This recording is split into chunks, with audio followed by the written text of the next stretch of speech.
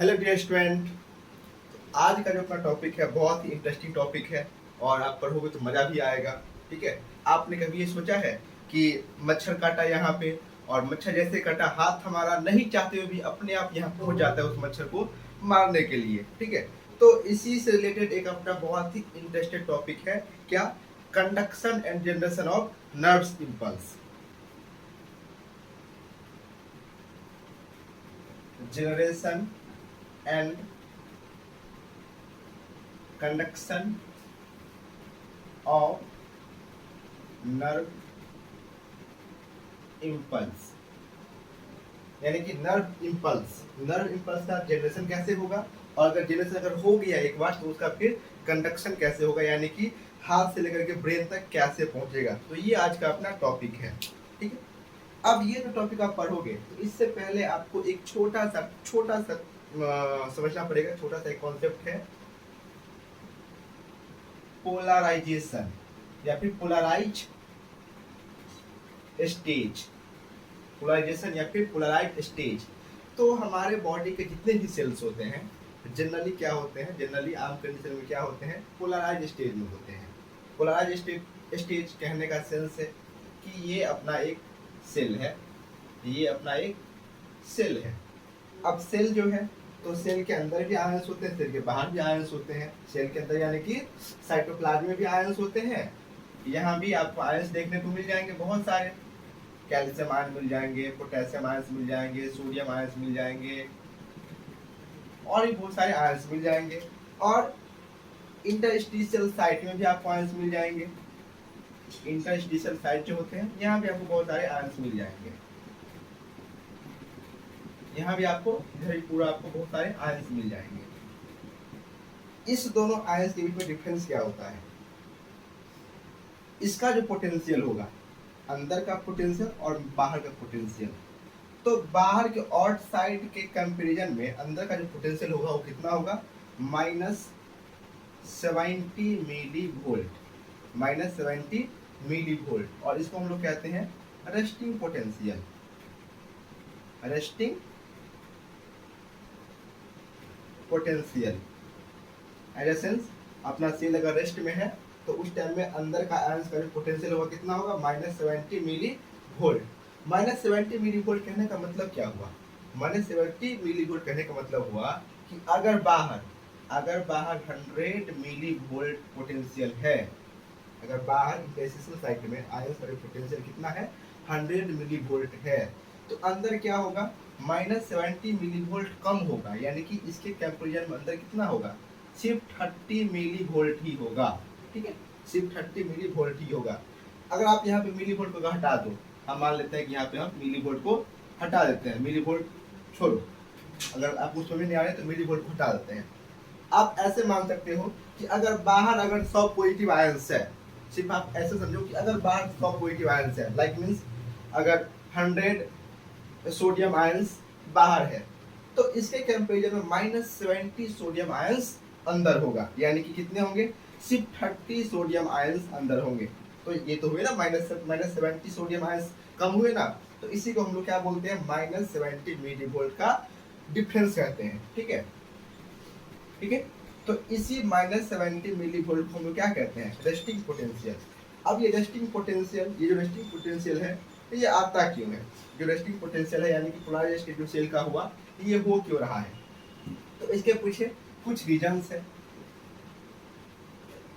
Reasons क्या क्या है? तो आपको पता होगा, आप सेल पढ़े होंगे, मैंने भी पढ़ाया था, आप सेल पढ़े होंगे। तो सेल पढ़े होंगे तो उसमें आप क्या पढ़े होंगे कि सेल मेम्ब्रेन पे एक पंप होता है, स्पेशल पंप होता है, sodium potassium pump. Sodium potassium pump. Sodium potassium pump. Sodium potassium pump क्या होता है? यहाँ पे जब आपका सेल रेस्ट में होगा, पोटेंशियल स्टेज में होगा, ठीक है, पोलराइज स्टेज में होगा, तो क्या होता है? यहाँ से अंदर से 3 सोडियम बाहर, 3 सोडियम और 2 पोटेशियम आयंस अंदर। ठीक है, एक बार हुआ, 3 बाहर 2 अंदर, 3 सोडियम बाहर और 2 पोटेशियम अंदर, तो एक का डिफरेंस आ गया। दूसरी बार हुआ तो फिर 3 सोडियम बाहर, 2 पोटेशियम अंदर, फिर 2 का डिफरेंस आ गया। तो ऐसे पॉजिटिव चार्ज का डिफरेंस आता है। तो एक अपना रीजन क्या है कि सोडियम पोटेशियम पंप। तो लिख देते हैं हम फर्स्ट रीजन। पहला रीजन क्या है अपना, sodium potassium pump. Sodium potassium pump को हम लोग पोटेंशियोजेनिक पंप भी कहते हैं। सोडियम पोटेशियम पंप को हम लोग क्या कहते हैं, पोटेंशियोजेनिक पंप भी कहते हैं, पोटेंशियोजेनिक पंप भी कहते हैं। ठीक है, पहला रीजन ये हो गया। दूसरा रीजन क्या होगा, तो अंदर में क्या होते हैं, अंदर में क्या होते हैं, बहुत सारे निगेटिवली चार्ज आयंस होते हैं, बहुत सारे निगेटिवली चार्ज आयंस होते हैं।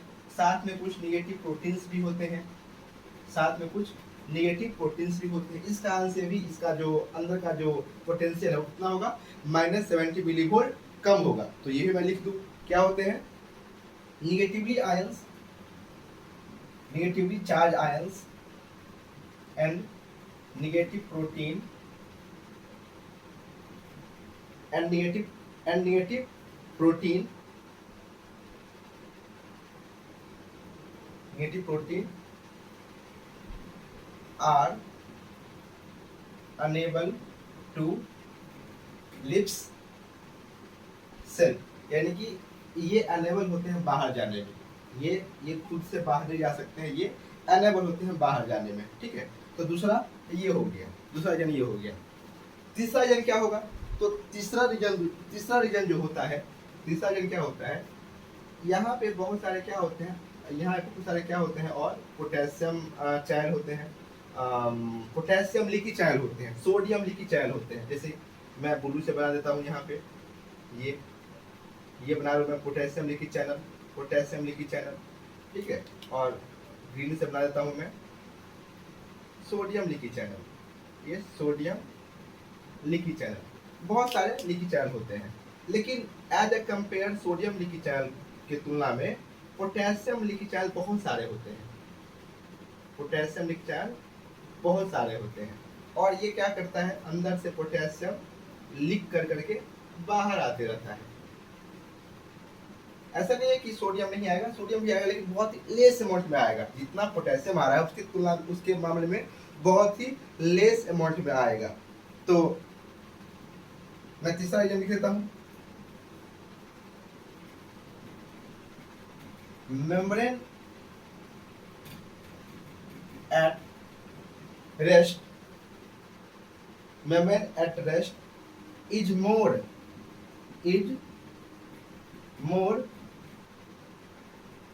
permeable, more permeable to potassium ions than sodium ions। तो ये तीन, ये आपका एनसीईआरटी का लाइन है, एनसीईआरटी का लाइन है। एनसीईआरटी ये बात को कहता है कि membrane at rest is more permeable to potassium than sodium ion. तो ये अपने तीन रीजन है पोलराइज स्टेज होने का, सेल के पोलराइज होने का, ये तीन रीजन होते हैं। ठीक है, ये तीन होते हैं। ठीक है, और जो अपना इंट्रासेलुलर साइट्स है, इसमें पोटेशियम ज्यादा अमाउंट में हमेशा पाया जाता है। सोडियम की तुलना में पोटेशियम मोस्ट अबुडेंट, मतलब मोस्ट अबुडेंट मटेरियल है। ठीक है, तो हम लोग पीछे देखे हैं क्या पोलराइज स्टेज क्या होता है। ठीक है, अब आपको पता होगा कि हमारे बॉडी के सिर्फ दो ही ऐसे सेल हैं, हमारे बॉडी में सिर्फ दो ही ऐसे सेल हैं जो डीपोलराइज होता है, जो डीपोलराइज होता है। ओनली टू सेल, वो कौन कौन सा है, तो only muscle cell and nerve cell, muscles and nerve cell can be depolarized, depolarized। ठीक है, यही दो ऐसे सेल है जो क्या होते हैं, डीपोलराइज स्टेज में आते हैं। ठीक है, यही दो ऐसे सेल है जो डीपोलराइज होते हैं। ठीक है, अब जो डीपोलराइज देखेंगे, डीपोलराइज हम लोग पढ़ेंगे, तो डीपोलराइज पढ़ने से पहले डीपोलराइज कैसे हो रहा है, मतलब डीपोलराइज कैसे हो रहा है, ये पढ़ने से पहले हम लोग यहाँ पे एक और टॉपिक पढ़ेंगे छोटा सा, types of channel, types of channel on sale membrane, ठीक है। चार तरह के चैनल होते हैं सेल मेम्ब्रेन, चार तरह के चैनल होते हैं, चार तरह के चैनल होते हैं। पहला होता है लीकी चैनल, लीकी चैनल, जैसे कि सोडियम लीकी चैनल पीछे लोग देखे हैं, पोटेशियम लीकी चैनल, ठीक है। पहला क्या होता है लीकी चैनल, ये आपके आपका जो लेवल है उसके उस लेवल पे ये पढ़ना है कि ये आप पढ़ो, ये हमेशा ओपन ही रहता है, ऑलवेज आर, ये हमेशा ओपन ही रहता है, लीकी चैनल हमेशा ओपन रहता है, आपके लेवल पे यही पढ़ना है कि हमेशा ओपन रहता है। दूसरा होता है voltage gated channel, voltage gated channel, ठीक है। वोल्टेज गेटेड चैनल, अब यहाँ पे देखो गेट लगा है, तो गेट लगा है तो क्या होगा, ये क्लोज्ड रहेगा, गेट लगा है तो क्या होगा, क्लोज्ड रहेगा। तो भाई क्लोज रहेगा तो फिर ओपन कब होगा, तो ओपन कब होगा, ओपन कब होगा, जब ओपन एक ही कंडीशन में होगा, जब वोल्टेज का क्या हो, वोल्टेज चेंज कर जाए, यानी कि अंदर में कितना था अपना -70 मिली वोल्ट पोटेंशियल था, तो ये किसी कारणवश चेंज हो जाए, -70 है तो -60 हो जाए, -50 हो जाए, -55 हो जाए, किसी कारणवश ये अपना चेंज हो जाए तो ही ये ओपन होगा, ठीक है। तो वोल्टेज गेटेड चैनल, तो मैं लिख दूं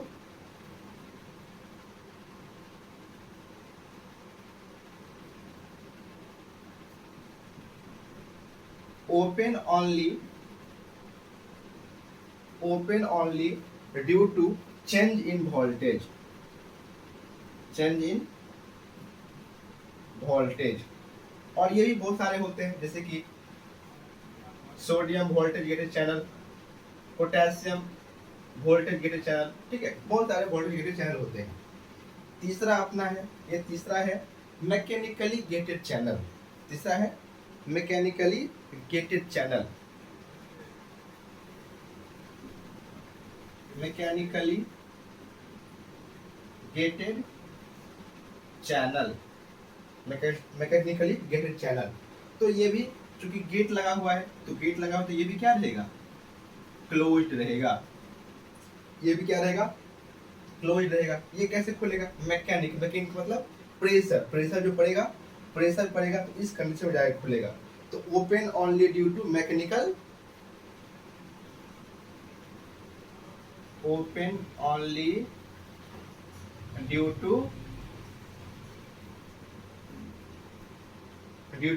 मैकेनिकल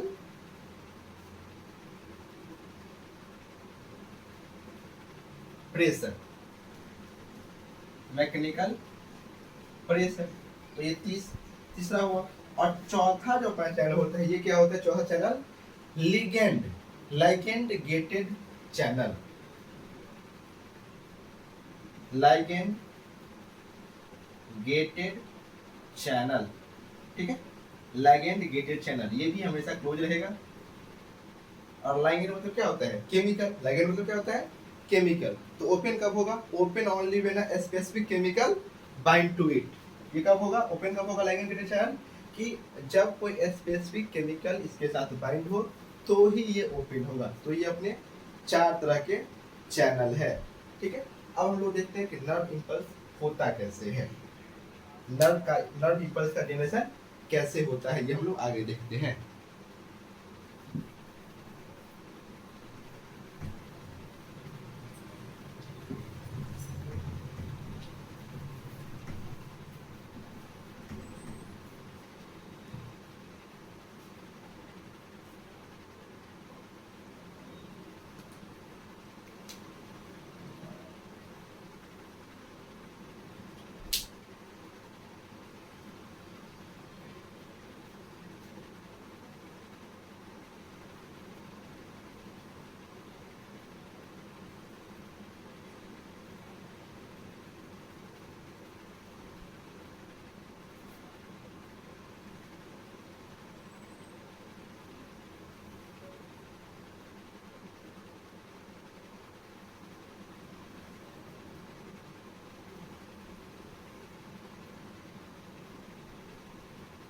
ये हमने एक न्यूरॉन बनाया, आई नो मेरा डायग्राम थोड़ा खराब है, लेकिन मैंने एक ये न्यूरॉन बनाया, ठीक है। अब न्यूरॉन का जो अपना ये जो पार्ट है, एक्सॉन वाला जो पार्ट है, इसको हम लोग तीन पार्ट में डिवाइड, तीन सेगमेंट में डिवाइड कर लेते हैं। यहाँ से यहाँ तक हम ए सेगमेंट मान लेते हैं, यहाँ से यहाँ तक हम बी सेगमेंट मान लेते हैं, और यहाँ से लेकर के यहाँ को हम लोग सी सेगमेंट मान लेते हैं, ठीक है। A segment, B segment, C segment. मैंने सेगमेंट में इसलिए बांटा है ताकि आपको इजीली समझने में आपको इजी लगे, पढ़ने में कोई परेशानी ना हो, ठीक है। तीन सेगमेंट हम बना लिए। अब क्या होगा, ठीक है, अब क्या होगा, कोई भी जैसे मॉस्क्वाइटो या फिर कोई मक्खी आपके स्किन पे बैठा, तो स्किन पे बैठा, स्किन पे बैठेगा तो स्किन के जस्ट नीचे तो क्या होते हैं, स्किन के जस्ट नीचे क्या होते हैं, स्किन में नर्व्स होते हैं, तो नर्व्स पे बैठेगा। तो यहाँ पे आपका, ठीक है, यहाँ पे कोई मॉस्क्वाइटो बैठा, ठीक है, यहाँ पे कोई मॉस्क्वाइटो बैठा, यहाँ पे कोई मॉस्क्वाइटो बैठा। जैसे ही मॉस्क्वाइटो यहाँ बैठेगा, जैसे ही मॉस्क्वाइटो यहाँ बैठेगा, यहाँ पे क्या होते हैं, इस पे होते हैं मैकेनिकल गेटेड चैनल। यहाँ पे क्या होते हैं, अब देखो यहाँ पे चारों चैनल का जो मैंने पीछे नाम लिखवाया है, चारों का यहाँ पे धीरे धीरे काम आने वाला है। तो जैसे ही मॉस्क्वाइटो यहाँ बैठा, मैकेनिकल प्रेशर पड़ा, और मैकेनिकल प्रेशर पड़ा तो क्या हुआ, ये मैकेनिकल गेटेड चैनल ओपन हो गया, जो कि क्लोज था, ओपन हो गया। अब यहाँ पे क्या होने वाला है, तो ये आप गौर से देखो, हमने क्या पढ़ा है पीछे कि अंदर का जो पोटेंशियल है, चार्ज है, -70 मिली वोल्ट है, -70 मिली वोल्ट है, मिली वोल्ट है। अंदर क्या है, पोटेशियम ज्यादा मात्रा में है, ठीक है, और सोडियम, और बाहर सोडियम ज्यादा मात्रा में है, ठीक है। यहाँ पे सोडियम ज्यादा मात्रा में है, और यहाँ पे क्या होता है, चैनल होते हैं जो रेस्टिंग पोटेंशियल में, रेस्टिंग फेज में, पोलराइज स्टेज में सोडियम को बाहर और पोटेशियम को अंदर करते रहता है। अब जैसे ही मैकेनिकल गेटेड चैनल ओपन हुआ, ये सोडियम क्या करेगा, क्योंकि अंदर माइनस का माहौल है और बाहर प्लस का माहौल है। अब ये सोडियम यहाँ से बाहर से, इधर भी होगा, यहाँ भी होगा, यहाँ से अंदर आना शुरू, यहाँ से अंदर आना शुरू, ठीक है, अंदर आना शुरू। अब यहाँ से धड़ाधड़ धड़ाधड़ धड़ाधड़ धड़ाधड़ धड़ाधड़ धड़ाधड़ अंदर आना शुरू हो गया। अब अंदर आ गया, ये सोडियम प्लस अंदर आ गया। जैसे ही ये सोडियम इधर की तरफ मूव करेगा, अब ये क्या था, -70 मिली वोल्ट था। अब जैसे ही एक सोडियम आया, 2 सोडियम आया, 3 सोडियम आया, तो क्या होगा, ये चेंज कर जाएगा -60 मिली वोल्ट। -70 किस में चेंज कर गया, -60 मिली वोल्ट। अब जैसे ही -60 मिली वोल्ट में चेंज हुआ, जैसे ही यहाँ पे -70 मिली वोल्ट -60 मिली वोल्ट में चेंज हुआ, तो यहाँ पे क्या होगा, यहाँ ये प्रेजेंट होता है सोडियम वोल्टेज गेटेड चैनल और पोटेशियम वोल्टेज गेटेड चैनल, ठीक है। ये sodium voltage gated channel, sodium voltage gated channel, potassium voltage gated channel, ये प्रेजेंट होता है। अब जैसे ये चेंज हुआ, अब तो चेंज हो गया, वोल्टेज में चेंज आ गई, तो वोल्टेज में चेंज क्या होगा, वोल्टेज गेटेड चैनल ओपन होगा।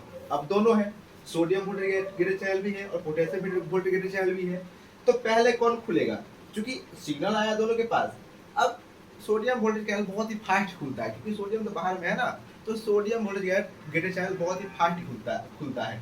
और पोटेशियम वोल्टेज गेटेड चैनल भी खुलता है, लेकिन वो थोड़ा सुस्त है, वो धीरे धीरे खुलेगा, आराम से खुलेगा। मुझे अरे आराम से कर रहा है काम ना, सोडियम काम कर रहा है, हम भी खोलेंगे आराम से, कोई दिक्कत हुई ना। तो जैसे ही सोडियम वोल्टेज चैनल ये ओपन हुआ, यहाँ से सोडियम सीधे अंदर आना शुरू हुआ, सोडियम यहाँ सीधे अंदर आना शुरू हुआ। अब यहाँ पे क्या होगा, चलो एक हम ग्राफ से समझते हैं। अब यहाँ पे क्या होगा, ठीक है, ये अपना 0 है, यहाँ पे 70 मिली वोल्ट, और यहाँ पे +50 मिली वोल्ट, और ये क्या है, -70 मिली वोल्ट। यहाँ नीचे ले लेते हैं -90 मिली वोल्ट, ठीक है। अब सोडियम यहाँ पे अंदर आया, तो क्या हुआ, यहाँ पे यहाँ से ये क्या हो गया, -60 मिली वोल्ट। -60 मिली वोल्ट हम लोग बोलते हैं थ्रेशोल्ड पोटेंशियल, यानी कि वोल्टेज गेटेड चैनल को खोलने के लिए इतना काफी था। -60 मिली वोल्ट को हम क्या बोलते हैं, थ्रेशोल्ड पोटेंशियल, पोटेंशियल, और -70 मिली वोल्ट को क्या बोलते हैं, रेस्टिंग पोटेंशियल। अब ये -60 तक पहुंचा। अब जैसे ही सोडियम वोल्टेज गेटेड चैनल खुला, धड़ाधड़ धड़ाधड़ धड़ाधड़ धड़ाधड़ सोडियम आना शुरू हो गया, धड़ाधड़ धड़ाधड़ सोडियम प्लस आना शुरू हो गया।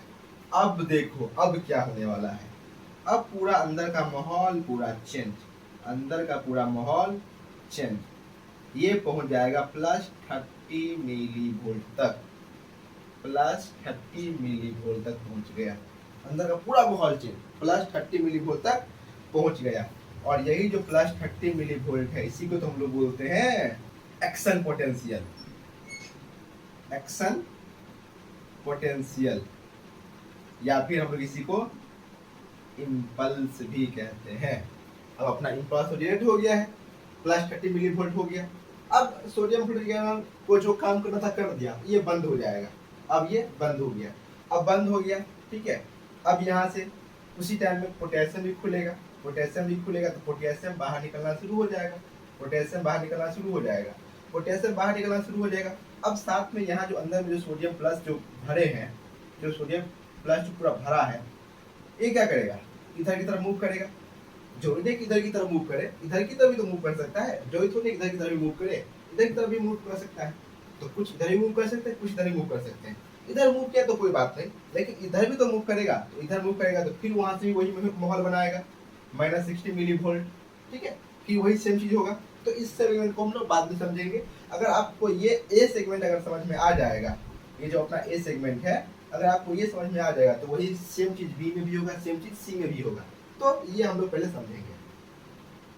अब यहाँ पे पोटेशियम खुला, पोटेशियम खुला तो पोटेशियम धाधर धाधर बाहर जाना शुरू करेगा, पोटेशियम धाधर धाधर बाहर जाना शुरू करेगा, ठीक है। अब ये जो माहौल बनाया था +30 मिली वोल्ट वाला, ठीक है, अब ये डाउन होना शुरू, डाउन होते होते ये -70 तक आ गया। और कभी कभी ऐसे होता है ना, ये -90 तक जाता है, ये -90 तक जाता है, ठीक है, -90 तक जाता है, -90 तक जाता है। तो ये जो अपना जो क्या हुआ था, -70 से +30 मिली वोल्ट तक गया था, तो इसको हम लोग बोलते हैं डीपोलराइजेशन, इसको हम लोग बोलते हैं डीपोलराइजेशन, इसको हम लोग बोलते हैं डीपोलराइजेशन। और ये हुआ क्यों था, due to opening of sodium voltage gated channel, ठीक है। और उसके बाद जैसे ही 30 पे गया, पोटेशियम का गेट खुला और पोटेशियम बाहर होना शुरू हो गया, तो ठीक अपना फिर से पोटेशियम नीचे डाउन हो गया। तो फिर से क्या हो रहा है, पोलराइज हो रहा है। तो फिर से पोलराइज हो रहा है, तो उसको हम लिख सकते हैं रीपोलराइजेशन, रीपोलराइजेशन, ठीक है। और ये क्यों हो रहा है, due to opening of potassium voltage gated channel, ठीक है, ये रीपोलराइजेशन। और नीचे जो गया है, जो नीचे चला गया है, तो इसको हम लोग बोलते हैं हाइपर पोलराइजेशन। ये जो चला गया है -90 तक, इसको हम लोग बोलते हैं हाइपर पोलराइजेशन, ठीक है। तो ये यहाँ पे हुआ सेम थिंग्स, जो चीज यहाँ पे हुआ जैसे से हुआ है, वही थिंग्स यहाँ भी होगा। जैसे ही सोडियम थोड़ा सा इधर जाएगा, यहाँ होगा क्या, सोडियम वोल्टेज गेटेड चैनल होगा, सोडियम वोल्टेज गेटेड चैनल खुलेगा, सोडियम अंदर आना शुरू करेगा, ठीक है। फिर से वही माहौल बनेगा +30 मिली वोल्ट का, और सोडियम अपना काम करके बंद हो जाएगा, फिर सोडियम आगे जाएगा, फिर यहाँ पे पोटेशियम वोल्टेज गेटेड चैनल खुलेगा, पोटेशियम बाहर जाएगा, फिर वही माहौल आएगा -70 मिली वोल्ट का। फिर यहाँ पे जो सोडियम वोल्टेज गेटेड चैनल आया है, सोडियम वोल्टेज गेटेड चैनल के बाद जो सोडियम यहाँ पे आया था, फिर यहाँ भी वही माहौल बनाएगा, पहले 60 बनाएगा, जैसे चेंज हुआ सोडियम वोल्टेज गेटेड चैनल खुलेगा, ठीक है, सोडियम आया अंदर, फिर यहाँ माहौल बनेगा +30 का, ठीक है। अब ये होते होते होते होते अपना यहाँ पे आ गया, ठीक है। अब ये होते होते अपना कहाँ आ गया, यहाँ पे आ गया, ठीक है। अब यहाँ पे क्या होगा, अब यहाँ पे क्या होगा, अब यहाँ पे आ गया, जैसे ही यहाँ पे बना माहौल +30 का, यहाँ पे होते हैं calcium voltage gated channel, calcium voltage gated channel यहाँ पे होते हैं। अब ये ओपन हो जाएगा, calcium voltage gated channel open हो जाएगा। अब यहाँ से कैल्शियम आना अंदर शुरू कर जाएगा, ठीक है, कैल्शियम अंदर आना शुरू हो जाएगा। अब कैल्शियम का काम क्या होगा, तो कैल्शियम जैसे अंदर आना शुरू हुआ, कैल्शियम प्लस आना यहाँ पे अंदर शुरू हुआ, तो यहाँ पे पाए जाते हैं,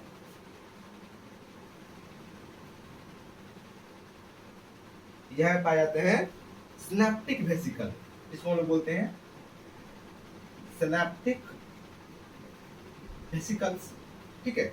और सिनेप्टिक वेसिकल्स में एक स्पेशल अपना केमिकल्स होता है, सिनेप्टिक वेसिकल्स में अपना एक स्पेशल केमिकल्स होता है, इसको हम लोग बोलते हैं न्यूरोट्रांसमीटर, न्यूरोट्रांसमीटर ये होता है। अब कैल्शियम क्या करेगा, कैल्शियम इस सिनेप्टिक वेसिकल को धक्का देकर के ले जाएगा टर्मिनल पॉइंट पे, जो इसका जो एक्सॉन का टर्मिनल पॉइंट है वहां पे धक्का लेके ले जाएगा, ठीक है। ये कैल्शियम है, ये अपना कैल्शियम है, ठीक है, ये अपना कैल्शियम है, क्या कर रहा है, धक्का दे रहा है, ये क्या कर रहा है, धक्का दे रहा है, ठीक है।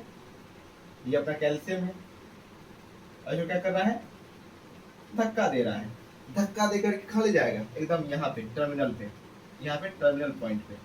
अब टर्मिनल पॉइंट पे ले जाएगा तो न्यूरोट्रांसमीटर को रिलीज कर देगा, यहाँ पे न्यूरोट्रांसमीटर रिलीज हो गया, ठीक है, यहाँ पे अपना न्यूरोट्रांसमीटर रिलीज हो गया।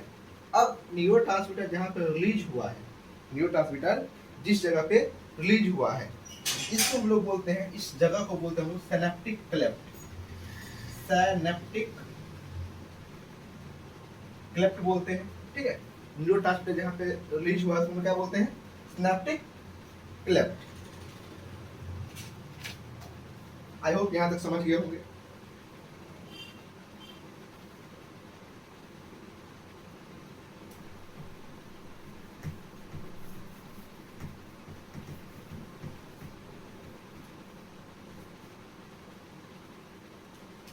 ठीक है, अब यहाँ पे देखो क्या हो रहा है, ये अपना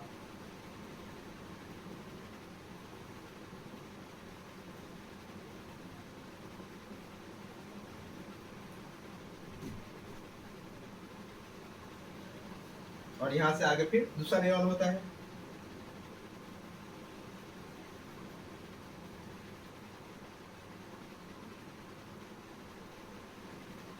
ये, ठीक है। तो यहाँ पे क्या था, ये सिनेप्टिक वेसिकल्स पूरा टर्मिनल पे गया था और न्यूरोट्रांसमीटर को रिलीज कर दिया, यहाँ पे रिलीज कर दिया है। तो ये जो बीच वाला जगह है, ये बीच वाला जगह यानी कि एक्सॉन का टर्मिनल और डेंड्राइट्स के जो स्टार्टिंग पॉइंट है उसके बीच का जो जगह है, इसको हम लोग बोलते हैं सिनेप्टिक क्लेफ्ट। और एक्सॉन के टर्मिनल को हम लोग क्या बोलते हैं, प्री सिनेप्टिक मेम्ब्रेन, इसको हम लोग बोलते हैं प्री सिनेप्टिक मेम्ब्रेन, इसको हम लोग क्या बोलेंगे, प्री सिनेप्टिक मेम्ब्रेन। और डेंड्राइट्स के जो मेम्ब्रेन है उसको क्या बोलते हैं, पोस्ट सिनेप्टिक मेम्ब्रेन, ठीक है ये। और pre synaptic membrane plus synaptic cleft और प्लस पोस्ट सिनेप्टिक मेम्ब्रेन, तीनों को साथ में क्या बोलते हैं, सिनेप्स कहते हैं, सिनेप्स। तो यहाँ पे क्या हो रहा है, सिनेप्स हो रहा है। ये भी एक यहाँ से अच्छा क्वेश्चन बनता है नीट में, ठीक है। तो आप लोग इसको अच्छे से याद रखिएगा, सिनेप्स किसको बोलेंगे, pre synaptic membrane plus synaptic cleft plus post synaptic membrane, इस तीनों को साथ मिलाया क्या बोलते हैं, सिनेप्स कहते हैं। अब न्यूरोट्रांसमीटर जो यहाँ सिनेप्टिक क्लेफ्ट रिलीज हुआ है तो वो क्या करेगा, अब यहाँ पे अपना जो आगे वाला जो एग्जॉन है डेंड्राइट्स है, तो यहाँ पे एक रिसेप्टर होते हैं, यहाँ पे रिसेप्टर होते हैं, ठीक है, रिसेप्टर होते हैं, ठीक है, रिसेप्टर होते हैं। ये न्यूरोट्रांसमीटर क्या करेगा, ये रिसेप्ट करेगा, ये न्यूरोट्रांसमीटर क्या करेगा, ये रिसेप्ट करेगा, ठीक है, न्यूरोट्रांसमीटर क्या करेगा, ये रिसेप्ट करेगा। अब रिसेप्ट यहाँ पे ये कर लिया, ठीक है। रिसेप्टर फॉर, ये रिसेप्टर किसके लिए होते हैं, न्यूरोट्रांसमीटर के लिए, रिसेप्टर फॉर न्यूरोट्रांसमीटर। और इसके दूसरे छोर पे क्या होता है, इसके दूसरे छोर पे होता है लाइगेंड गेटेड चैनल। इसके दूसरे छोर पे क्या होगा, यहाँ पे लाइगेंड गेटेड चैनल। अब जैसे ही ये केमिकल न्यूरोट्रांसमीटर जो रिसेप्टर है न्यूरोट्रांसमीटर का, ये न्यूरोट्रांसमीटर को क्या किया, मतलब उसको पकड़ा, रिसेप्ट किया, तो वैसे ही ligand voltage gated channel, ligand gated channel open हो जाएगा। और लाइगेंड गेटेड चैनल ओपन हुआ, जैसे ही ओपन हुआ यहाँ से फिर से सोडियम प्लस अंदर जाना शुरू, फिर से यहाँ सोडियम प्लस अंदर जाना शुरू, और फिर से अपना यही काम होता जाएगा। कब तक होता जाएगा, जब तक इम्पल्स जहां पहुंचना था वहां पे ना पहुंच जाए, ठीक है। तो generation and conduction of nerve impulse, I hope आप समझ गए होंगे, ठीक है। अब यहाँ पे एक और टर्म आता है टाइप्स ऑफ स्नैप्स, तो ये हम लोग थोड़ा समझ लेते हैं थोड़ा सा। टाइप्स ऑफ स्नैप्स,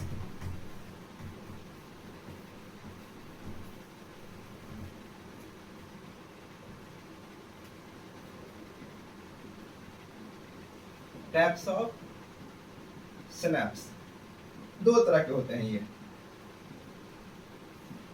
एक केमिकल सिनेप्स और एक इलेक्ट्रिकल सिनेप्स, ठीक है। एक केमिकल सिनेप्स और इलेक्ट्रिकल सिनेप्स।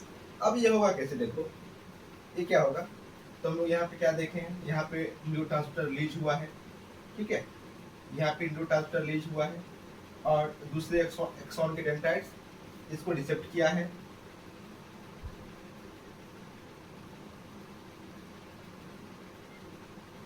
ठीक है।